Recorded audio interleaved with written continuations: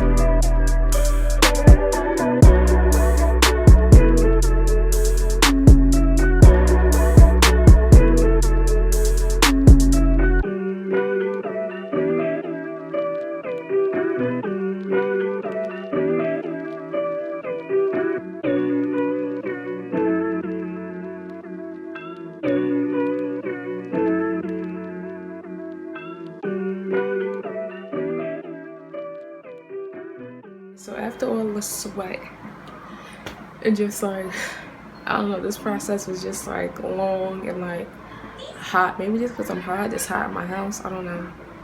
But yeah, I finally finished my backdrop. Yeah, you can't really see it now because I got my room light on and then this bright ring light, so I'm just gonna dim the light some just so y'all can get like a better view of the backdrop and my whole setup. Okay, this is how the backdrop looks with my ring light and my room light on. So I'm just about to turn off my room light and turn off my ring light. As y'all can see, I can get like a way better view of how it looks. It's so cute.